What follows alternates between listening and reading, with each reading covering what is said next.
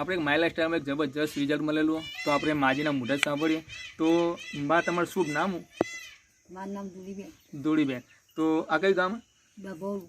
ડભોળો. બરોબર. ડભોળ એટલે ડભોળા. બરોબર. ખેરાલુ હાઈવે ડભોળા. તો સમજો કે તમને શું તકલીફ હતી? આમાં ના ચડતો. શ્વાસ ચડતો હતો. કેટલા સમયથી શ્વાસ ચડતો હતો? 30 વર્ષ હોય છે. 30 વર્ષથી શ્વાસ ચડતો હતો. સમજો કે ડૉક્ટરનો ખર્ચો કરેલો? હોવે. કેટલો ખર્ચો અંદાજે કર્યો છે? અંદાજ 6-7 લાખ હજાર. 7 લાખ જેવો ખર્ચો કર્યો, પણ સમજી લો કે રિઝલ્ટ ઝીરો. કોઈ તમને મટ્યું ખરું? કોઈ એના માટે ઉઠતા પૈસા જ્યાં પૈસા જ આવે. સમજી લો કે અમારી કંપનીની તમે આ જે પ્રોડક્ટ વાપરી 95 કફનીલ, આયુશ્વાસ અને કવચ પ્રાસ, જે આ 4 પ્રોડક્ટ તમે વાપરી, તો એમાં તમને શું રિઝલ્ટ મળ્યું? અમને આ રિઝલ્ટ શું મળ્યું તે બધું દુઃખ મટી ગયું. હા, મટી ગયું. હાલ શ્વાસ ચડે તમને? ના.